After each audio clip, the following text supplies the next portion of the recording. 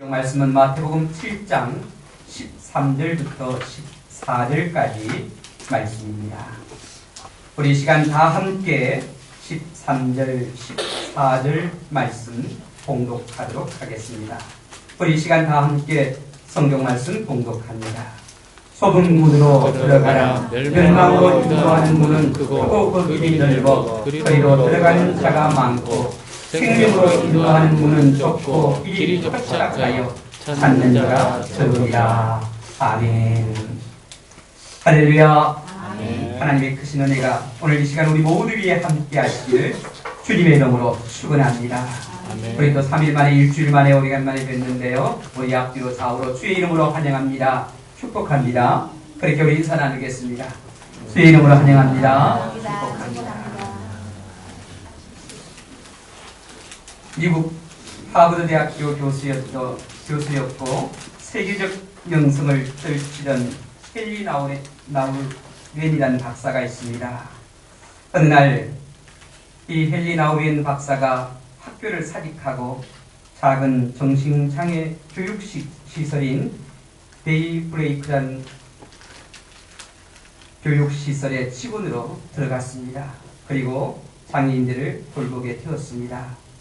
이런 소식이 매스컴을 통해 알려지자 미국 국민 모두가 신선한 충격을 받았습니다.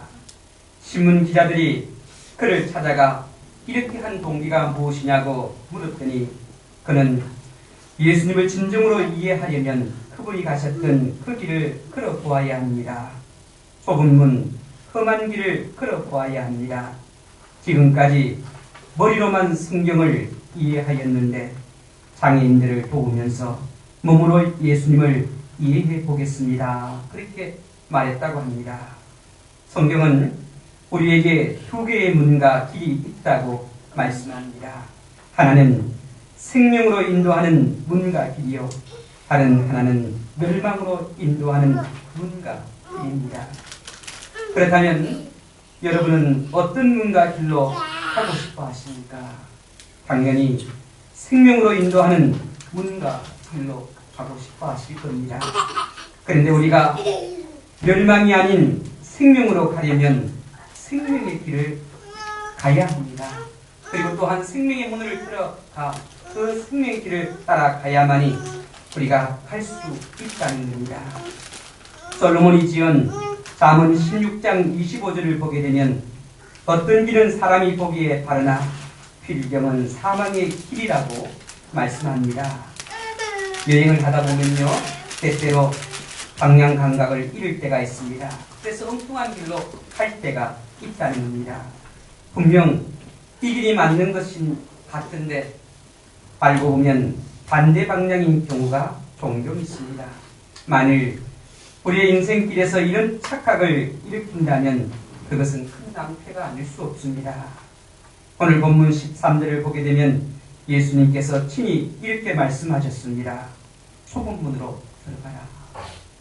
이 말씀은 예수님께서 비유로 하신 말씀입니다. 예수님 당시 예루살렘에는 8개의 성문이 있었습니다. 이 성문들은 크고 넓어 많은 사람들이 출입을 할 수가 있었습니다. 그런데 한 가지 불편한 것이 있다면 낮에만 출입할 수 있다는 겁니다. 밤이 되면요, 그 8개의 큰 문이 다 닫혀버립니다. 그래서 밤에 급한 일이나 피치 못할 일로 출입을 해야 할 사람이 있다면 그 사람들은 그 당시에 비상문으로 만들어졌던 바늘기 문이란 그곳으로 다녀야만 했다는 겁니다. 왜 바늘기 문이라고 그렇게 불렸느냐면요, 이 문이 다른 8개의 문에 비해서 너무나 작았기 때문에 실질적으로 당시의 기록을 보게 되면요, 사람이 겨우 고개를 숙이고 들어갈 수 있을 정도로 작은 문이었다고 합니다. 그래서 말을 타고 가거나 짐을 지고 가거나 그렇게 하지 못했다는 거예요. 그저 사람 한 사람만 겨우 지나갈 수 있도록 그렇게 만들어 놓았다는 겁니다. 그런데 예수님께서 좁은 문으로 들어가라고 말씀하셨던 그 배경이 여기에 있다는 겁니다. 이 문을 염두에 두고 예수님께서 좁은 문으로 들어가라고 말씀하셨습니다. 크고 넓은 문으로 들어가지 말고 작고 좁은 문, 이 바늘기 문으로 들어가라고 말씀합니다. 다시 말하면 쉽고 편한 길을 가지 말고 어렵고 힘든 길을 가라는 말씀입니다. 그렇다면 예수님께서 왜 이런 말씀을 하셨을까? 여러분, 쉽고 편한 길이 좋잖아요. 문도 크고 넓은 곳이 좋고. 그런데 왜 예수님께서 좁은 문, 좁은 길로 그곳으로 우리를 가라고 하셨을까? 여기에는 예수님께서 그들에게 또 오늘 이 시대를 살아가는 우리에게 말씀하시는 교훈이 있다는 겁니다. 그것이 무엇이냐면 첫째는 좁은 문으로 들어가는 말씀은 예수님께 들은 말씀을 실천하라는 의미입니다. 오늘 본문 말씀은 산상보훈의 한 부분입니다.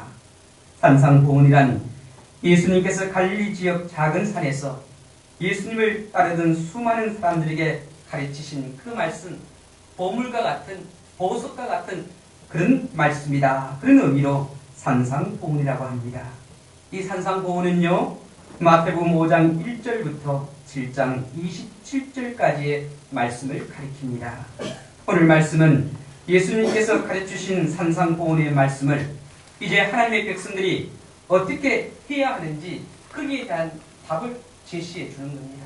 이렇게 주옥 같은 아름다운 정말 보석 같은 말씀을 그들에게 전해주셨는데 이 말씀을 들은 그들이 이제 어떻게 해야 되는지 그 결론적인 의미로 오늘 말씀을 하셨다는 겁니다. 그것이 무엇이냐면 좁은 문으로 들어가라는 겁니다. 왜 좁은 문으로 들어가야 하느냐? 산상보훈의 내용을 실천하는 것이 바로 좁은 문으로 들어가는 것과 같다는 겁니다. 힘들고 어렵다는 거예요. 하지만 힘들고 고생스럽고 어렵다 할지라도 그 말씀들을 실천하라고 예수님은 말씀하십니다.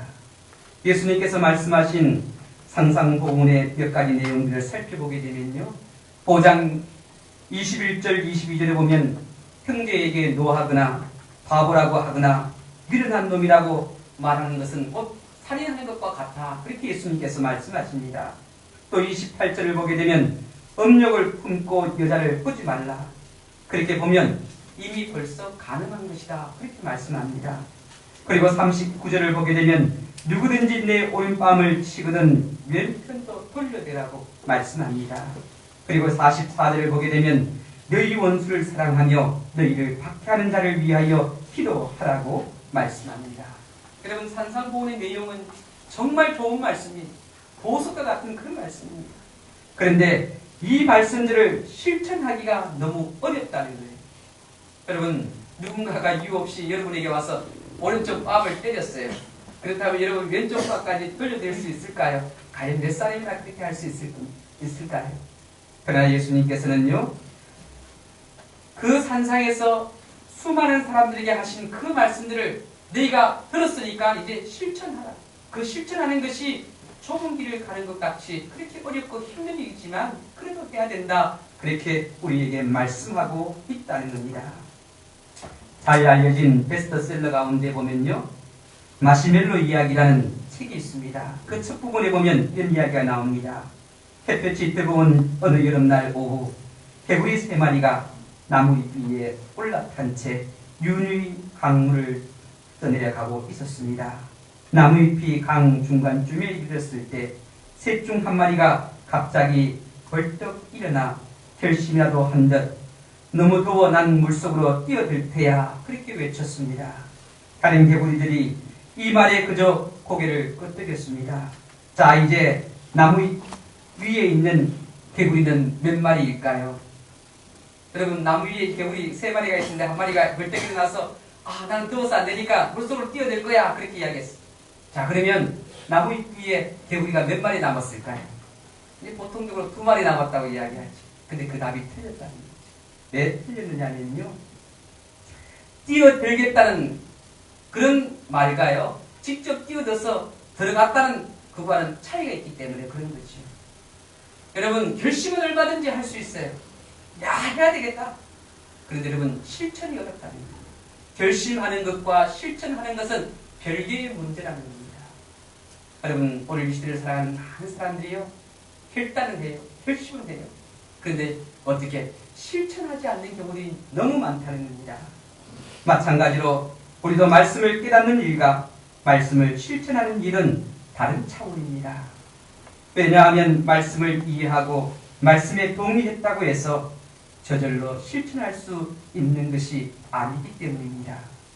말씀을 깨닫는 것은 큰 문으로 들어간 일과 같다면 말씀을 실천하는 일은 좁은 문으로 들어가는 일이라고 볼 수 있습니다.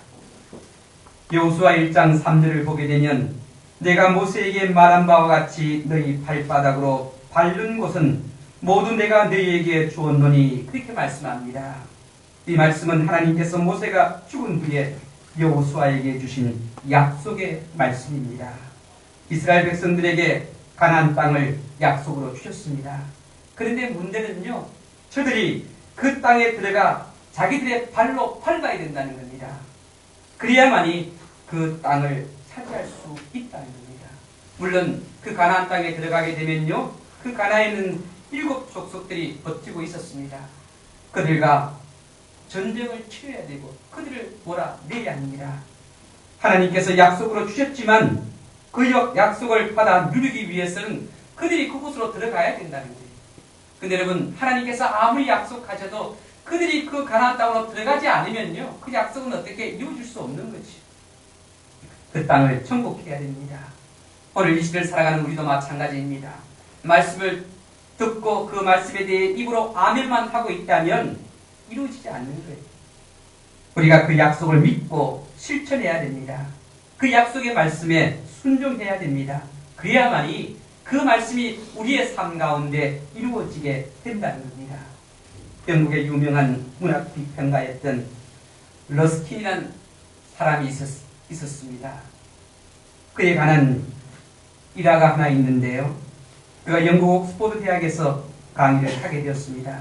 하루는 강의를 하려고 학교로 가고 있었습니다.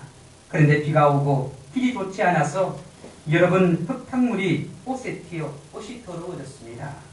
강의실로 도착한 러스킨이 자신의 옷을 틀면서 학생들에게 이렇게 말했습니다. 강의실로 오는 길이 좋지 않아 애를 먹었는데 여러분은 이 문제를 어떻게 해야 한다고 생각합니까? 그렇게 학생들에게 질문을 했더니 학생들은 그야 당연히 길을 고쳐야 합니다. 그렇게 대답을 했습니다. 그러자 러스킨이 그럼 지금 당장 나가서 길을 고칩시다. 머리로만 아는 것은 아무런 소용이 없습니다. 그렇게 말하고 학생들과 함께 나가 그 길을 고쳤습니다. 그 후에 그 길은 실천을 중요시하는 러스킨의 가르침을 기념하기 위해서 러스킨의 길이라고 그렇게 이름을 붙였다고 합니다. 우리가 어렵지만 말씀을 실천하면 길이 열립니다. 바로 하나님께로 가는 생명으로 가는 길이 열린다는 겁니다. 우리가 주님의 말씀을 깨달았으면 실천해야 합니다. 그 길이 좁은 문으로 가는 그런 길일지라도 우리가 결단하고 그 문을 향해 가야 된다는 겁니다. 두 번째로 보면 좁은 문으로 들어가라는 말씀은 올바른 선택을 하라는 말씀입니다. 오늘 본문의 말씀을 살펴보게 되면 예수님께서 2가지 문 가운데 하나를 선택하라고 말씀하십니다. 하나는 크고 넓은 문이고 다른 하나는 작고 좁은 문입니다. 예수님께서 산상보훈의 말씀을 마무리 지으시면서 이제 너희들의 선택만 남았다, 그렇게 말씀하시는 겁니다. 그런데 너희들이 어떤 선택을 해야 되는가? 그 선택할 수 있는 방법을 제시하면서 우리에게 어떻게 선택할 수 있는 길을 허락하셨다는 겁니다. 오늘 본문에 이어서 보면요, 또 다른 비유로 우리가 무엇을 선택해야 하는가를 말씀합니다. 7장 15절부터 20절을 보게 되면 좋은 나무가 될 것이냐 아니면 나쁜 나무가 될 것이냐, 그것을 선택하라고 말씀합니다. 그리고 또한 산상보훈의 말씀을 잘 지키면 좋은 나무가 될 것이고 그렇지 않으면 나쁜 나무가 될 것이라고 말씀하십니다. 또 24절부터 27절을 보게 되면 반석 위에 집을 지을 것이냐 아니면 모래 위에 집을 지을 것이냐 선택하라고 말씀하십니다. 산상보훈의 말씀을 잘 지키면 반석 위에 집을 짓게 될 것이지만 그렇지 않으면 모래 위에 집을 짓게 될 것이라고 말씀하십니다. 이 세 가지의 비유, 오늘 본문의 비유, 또 좋은 나무, 나쁜 나무, 또 반석 위의 집, 모래 위의 집, 이 세 가지의 비유를 말씀하시면서 산상보훈의 그 말씀을 너희들이 어떻게 해야 하는가 하는 것을 우리에게 또 그 당시의 백성들에게 말씀해 주셨다는 겁니다. 우리들의 신앙도 선택입니다. 하나님께서 우리를요 강제로 이끌어서 그렇게 하시지 않아요. 우리 스스로가 선택할 수 있도록 하나님께서 우리와의 인격적으로 우리에게 말씀하신다는 겁니다.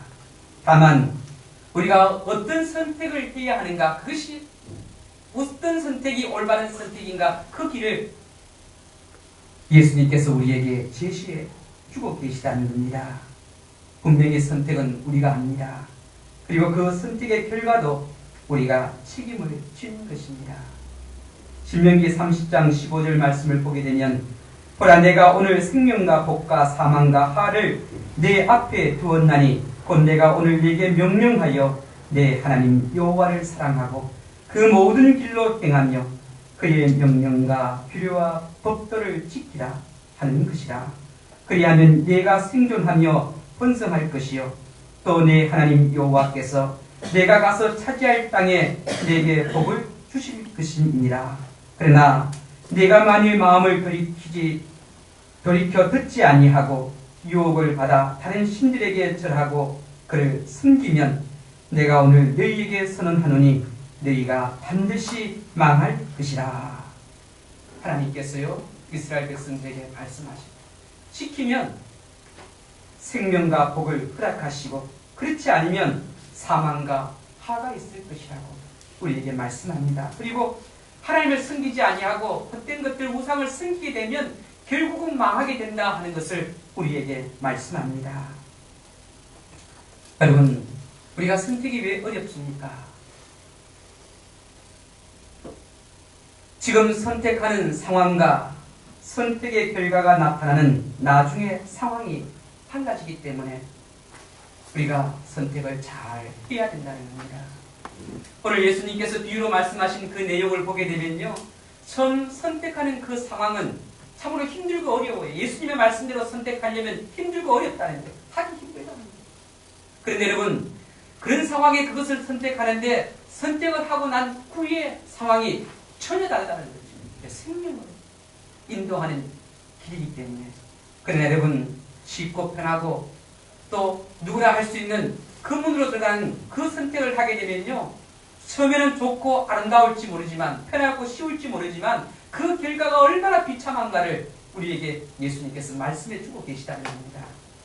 여러분, 예수님께서 마태복음 5장 1절부터 7장 27절까지 말씀하는 이 산상보훈의 말씀, 참으로 행하기 어렵고 실천하기 힘들고 고통스러운 그런 말씀이지만, 그래도 우리가 그것을 행하게 되면 어떤 결과가 주어지게 되냐면 생명이 우리에게 주어진다는 거예요. 우리가 오늘 찬송을 부르듯이 구원이 우리에게 주어진다는 겁니다.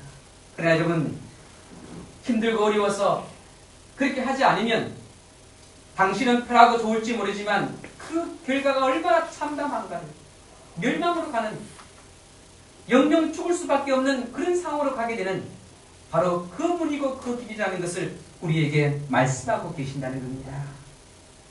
우리가 잘 알고 있는 개미와 배짱의 이야기를 생각해 보면요, 여름에 재미있게 놀 것인가 아니면 고생스럽게 땀을 흘려 일할 것인가 선택해야 됩니다. 지금 당장은 놀고 싶습니다. 그러나 문제는 겨울이 온다는 겁니다. 지금 재미있게 놀고 나면 겨울에 살아남을 수가 없습니다. 반대로 지금 땀 흘려 일하고 나면 겨울을 행복하게 지낼 수 있습니다. 심리학자들은 배짱이처럼 당장의 행복에 초점을 맞추고 선택하는 것을 충동적 선택이라고 말합니다. 반대로 개미처럼 미래의 행복에 초점을 맞추고 선택하는 것을 절제된 선택이라고 말합니다. 절제된 선택을 하는 것은 오늘 당장 힘들고 고통스럽습니다. 그래서 많은 사람들이 어떻게 해요? 이렇게 하려고 하지 않는다는 거예요. 그러나 예수님께서 오늘 우리에게 말씀하셨지, 사람들이 넓은 문으로 많이 가지만 좁은 길을 가야 된다. 사람들이 선택하지 않는 그 선택을 우리가 해야 된다. 그것이 우리를 구원을 인도하는, 생명으로 인도하는 물이고 길이기 때문이라는 것을 우리에게 말씀합니다. 여러분, 우리가 매사에 선택할 때 신중해야 됩니다. 무엇이 생명으로 인도하는 물인가 길인가를 잘 생각해야 된다는 겁니다. 그래서요, 우리가 올바른 선택을 하기 위해서 몇 가지 생각해 볼 것이 있는데, 그 첫 번째는요, 어떤 상황이 벌어졌을 때 이 상황에 대해 예수님이라면 어떻게 하셨을까 하는 생각을 해보시길 바랍니다. 그러면 좋은 올바른 결정을 할 수 있다는 것. 그리고 두 번째는 보면요, 나보다 다른 사람을 먼저 생각해야 된다. 그렇게 생각할 때 좋은 결정을 할 수 있다는 것. 세 번째는 원하는 것보다 필요한 것을 택해야 된다. 네 번째는 오늘보다 내일을 생각해야 된다. 여러분, 우리가 선택을 잘 해야 됩니다. 예수님께서 올바른 선택을 위해서는 넓은 문보다 좁은 문으로 들어가라고 말씀하셨습니다. 세 번째로 좁은 문으로 들어가라는 말씀은 끝까지 포기하지 말라는 말씀입니다. 오늘 본문 14절을 보게 되면 생명으로 인도하는 문은 좁고 길이 협착하여 찾는 자가 적으니라. 여러분, 어렵사리 결단하여 좁은 문으로 들어갔습니다. 그런데 그 길이 협착합니다. 이 협착하다는 말은 좁은 문으로 들어가 보니 길이 좁고 험해 가기가 어려울 뿐만 아니라 이런 상태로 길이 계속 이어져 있다는 겁니다. 힘들고 어렵게 선택했으면 당장 선택에 대한 합당한 보상이 있으면 얼마나 좋겠어요. 내가 이 어렵고 힘든 일 선택했으니까 여기에 보상이 바로 따라오면 얼마나 좋겠느냐고. 그렇게 되지 않더라도 한 해, 두 해 지나면 힘든 선택에 대한 보상이 우리에게 주어지면 어때요? 기쁘고 즐겁지 않겠어요? 당장은 아니더라도 1년 지나고 2년 지나다 보니까 내가 이 어렵게 선택했는 이 일을 통해서 내게 큰 보상이 주어지니까 얼마나 기쁘고 즐겁겠느냐는 거죠.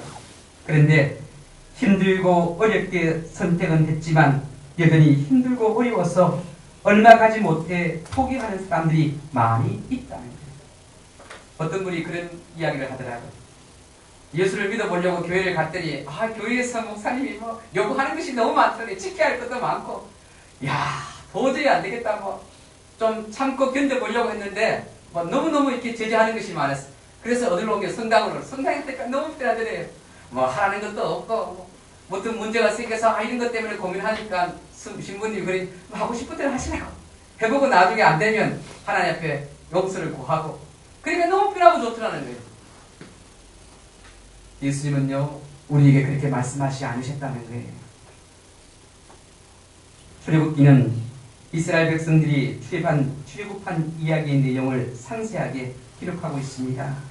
이스라엘 백성이 바로의 위협과 집요한 추격을 뿌리치고 모세를 따르기로 결정합니다. 다시 말하면 모세의 인도를 선택했다는 겁니다. 430년이나 살아오던 땅을 결단해서 떠났습니다. 앞으로 어떤 삶이 펼쳐질지 확실한 보장도 없었습니다. 모세의 말만 믿고 따라 나섰습니다. 어찌 보면 이것은 좁은 문을 선택한 것이라고 볼 수가 있습니다. 이들이 출애굽하여 간 곳이 신의 강야였는데 여러분 이 신의 강야에서 그들은 얼마나 큰 고생을 하는지 몰라요. 말로 이루다 표현하기 힘들 정도로 고통을 당합니다. 그래서 마실 물이 없자 그들은 원망하고 불평합니다. 먹을 양식이 없어서 그래서 또한 원망과 불평을 늘어놓습니다. 40년 동안 이 고생은 계속되었습니다. 여러분 한번 생각해 보세요. 하나님을 믿고 또 모세를 믿고 모세가 하는 이야기를 믿고 결단하고 좁은 문을 선택했어요. 그러면 선택하고 나왔으면 어떻게 해요? 그에 대한 합당한 보상이 이루어져야 되잖아요. 빨리 가나안 땅으로 들어가든지 하나님께서 그들에게 축복 주신 걸 받아야 되는데 더욱더 고통스러워요. 그리고 40년 동안 강야의 생활을 이루 말할 수 없었습니다. 그래서 그들이 어떤 이야기를 하냐면 차라리 애굽으로 돌아가자는 이야기들이 별거. 그리고 또한 지금의 우리가 하고 있는 이 출애굽 여정 포기하자. 심지어는 가나안 땅까지 포기하려고 하는 그런 마음이 그들에게 생겼습니다. 하나님이 그들을 바라볼 때 얼마나 안타까웠겠어. 그들이 약속의 땅인 그 가나안 땅을 바로 앞에 두고 어떻게 포기하잖아요. 그래서 어떻게 해요? 하나님께 책망을 받고 40년 동안 강야 생활을 하게 되는 거죠. 여러분, 우리가 하나님께서 우리에게 말씀하신 그 말씀들을 우리가 포기하지 말고 우리가 지키고 실천하고 행하면요, 때가 되면 하나님께서 우리에게 거기에 합당한 보상을 허락하시는 거예요. 근데 그 기회를 놓치는 사람들이 너무나 많다는 겁니다. 요즘 이 시대를 살고 있는 우리도 어렵게 결단하고 예수를 믿기로 작정했습니다. 그래서 좁은 문을 들어왔죠. 하나님의 말씀대로 살기를 또한 결단했습니다. 근데 참 힘들고 어려워요. 좁은 문을 열고 들어왔는데 그 길을 보니까 너무 좁고 막 이렇게 할 수 있을까 걱정도 되고. 여러분, 지금까지 예수를 믿고 신앙생활을 하는데 내가 어렵고 힘들게 선택하고 그 말씀에 순종하며 살아가는데 거기에 대한 하나님의 보상이 참으로 적을 때가 너무 많다. 하나님은 아무것도 내게 해주시지 않는다. 그런 느낌이 들 때가 얼마나 많겠어요. 그죠? 그래서 막 때로는 교회 다니기 싫은 그런 마음이 생길 때가 있어요. 세상이 너무 좋고 너무너무 아름다. 그 길로 한번 달려가고 싶은 그런 유혹도 생겨요. 인간의 본성이라는 것이요, 늘 정도만 걷는 것이 아니라 그 정도를 빗나가는 엉뚱한 길로도 가고 싶어하는 그런 마음들이 우리 속에 꿈틀거린다는 거예요. 그걸 잠재우기는 참 힘들고 어려워요. 여러분, 에덴 동산에서 아담과 하와가 완벽한 조건에 살았지만은 어떻게 해요? 그 마음에 유혹이 오니까 넘어지더라는 거죠. 거기에 비하면 우리는 뭐 더 보잘것 없잖아요. 완벽한 상황이 아니라 제약이 들끓는 세상에 살고 있잖아요. 많은 사람들이 가는 그 넓은 문, 우리도 그 길을 가고 싶어 해요. 왜? 그 길을 선택해 가다 보면 우리에게 주어지는 것들이 너무너무 많으니까, 당장에 어떻게 보상되어지는 것들이 많으니까. 근데 여러분, 결국은 그건 멸망으로 향해 가는 길이라는 거예요. 보상이 당장 우리에게 주어지지 않는다 할지라도 그 길을 가게 되면 하나님께서 우리에게 생명을, 구원을, 또 거기에 따른 합당한 것들을 허락해 주신다는 거예요. 때를 기다릴 줄 알아야 된다는 거죠. 포기하지 아니하고 인내하는. 영국의 선교사였던 리빙스턴이요, 아프리카에서 헌신적으로 선교 사역을 펼치고 있었습니다. 그런데 이제 영국으로 이 리빙스턴에 대한 그런 이야기들이 오는데 막 선교를 너무 힘들고 고통스럽게 하고 있다는 거예요. 그래서 리빙스턴 친구들이 편지를 보냈어요. 그리고 그의 수고에 대한 위로와 또 어떤 말을 써버렸느냐 하면, 당신을 도와줄, 너를 도와줄 몇몇 사람을 보내기를 원한다. 아마 이들이 가서 너를 도와주고 싶어 하는데 이들이 무사히 잘 갈 수 있도록 길을 잘 설명해 달라는 거, 어떻게 해서 그곳으로 가야 할지. 그랬더니 이 리빙스턴이 다시 친구들에게 답장을 보냈는데, 내가 자세하게 길을 설명해 주어서 오려고 한다면 이 선교 현장으로 오는 것을 포기하라는 거예요. 내가 그 길을 가르쳐 주지 않아도 어떻게 올 수 있는 사람, 그 사람들을 보내달라는 거예요. 이 말의 의미가 뭐냐면요, 좁은 문을 선택하는 것, 선교 현장으로 간다는 건 좁은 문을 선택하는 거예요. 들어가는 거예요.